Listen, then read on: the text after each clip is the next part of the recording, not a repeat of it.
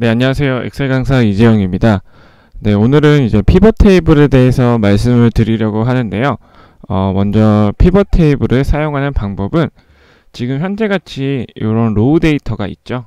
이 로우 데이터 전체를 지금과 같이 선택해 주셔도 되시고요. 혹은 로우 데이터 아무데나 셀을 하나 선택해 주신 후에 삽입 탭을 눌러주시고 왼쪽 상단에 보시면 피벗 테이블이라고 있죠.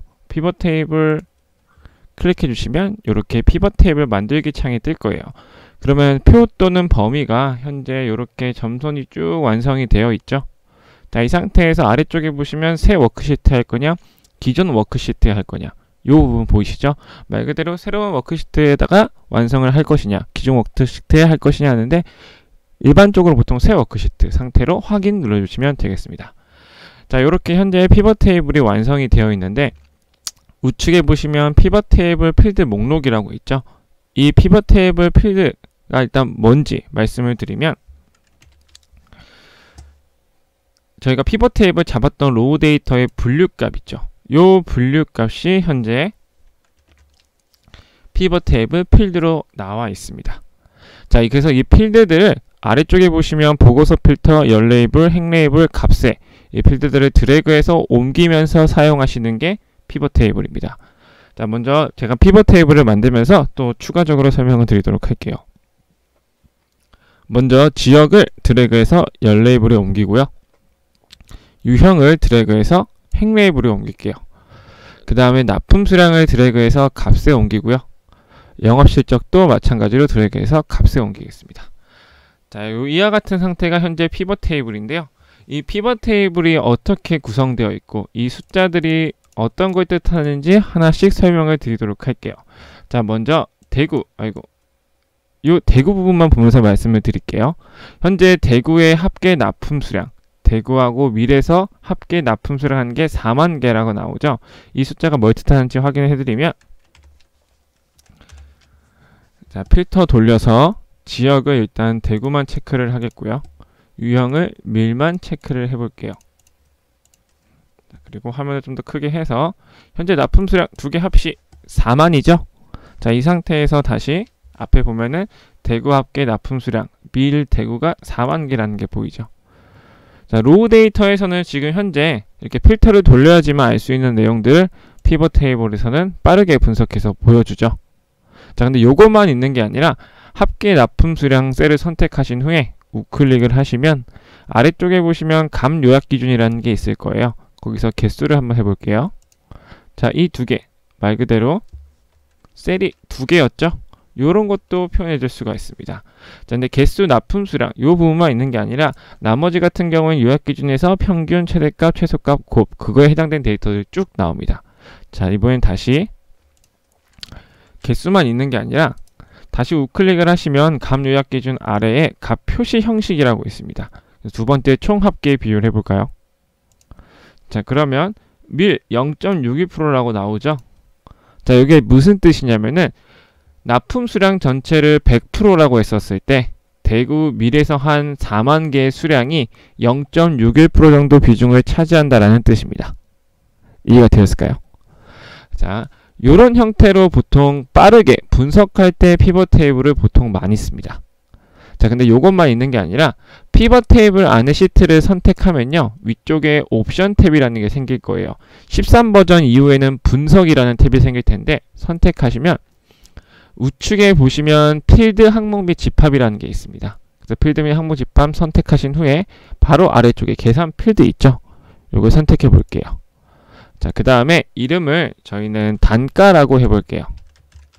그 다음에 수식에 대해서 0을 지워주고 아래쪽에 가셔가지고 영업실적 더블클릭 슬러시 나누기 납품 수량 더블클릭 해주시면 영업실적 나누기 납품 수량이 단가가 되겠죠. 즉 한 개당 얼마인지. 그래서 확인을 눌러주시면 우측에 필드에도 단가가 생기고 바로 옆에 단가가 생기죠. 즉 913원이라는 걸 알 수가 있죠. 자, 근데 이거를 로우 데이터 형태로만 봤었을 때는 전혀 알 수 없는 내용인데 이 두 가지 데이터를 가지고 또 새로운 데이터를 저희가 분석해냈죠. 이런 형태까지 사용하실 수가 있습니다.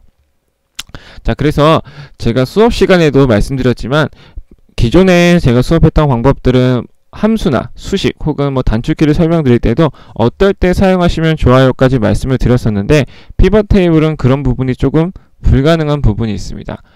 왜냐하면 이 사용처가 너무나 다양해요. 지금 현재는 제가 열 레이블 값을 이렇게 옮겼지만 만약에 이 납품 수량이라는 거를 행 레이블에 옮겨 볼게요. 그러면 또 다른 형태의 피벗 테이블이 나오죠. 그래서 즉 이 필드들을 어디에 놓냐에 따라서 정말 다양하게 피벗 테이블을 사용할 수가 있어요. 기본적으로 어떤 데이터들을 분석할 때 쓰는 내용이기도 하지만 정리할 때도 쓸 수도 있고 뭔가를 표시할 때도 쓸 수가 있기 때문에 뭐가 정답이라고 말씀드리기가 굉장히 애매합니다. 근데 여러분들이 기본적으로 피벗 테이블을 만드실 때 주의하셔야 될 점은 우리가 일반적으로 보통 사람들이 생각하는 피벗 테이블을 만드시려면요. 이 숫자가 들어간 데이터 있죠. 이 숫자가 들어간 데이터는 웬만하면 일단 값에 먼저 넣어주시고요. 나머지 분류 값들, 숫자 데이터 아닌 것들은 행열에 넣으셔도 될 거예요. 근데 방금 보여드린 것처럼 제가 납품 수량을 행으로 옮겼죠? 그럼 또 다른 데이터가 나오죠? 이런 형태로 정말 다양한 사람들이 원하시는 대로 쓸 수가 있어서 뭐가 정답이라고 말씀드리기가 정말 애매합니다. 자, 근데 저는 피벗 테이블을 어떨 때 사용했냐면 현재 지금 2019년 같이 아직 매일매일 새로운 데이터가 나오는 경우에는 저희 두 번째 시간에 했던 B번 파일 있죠.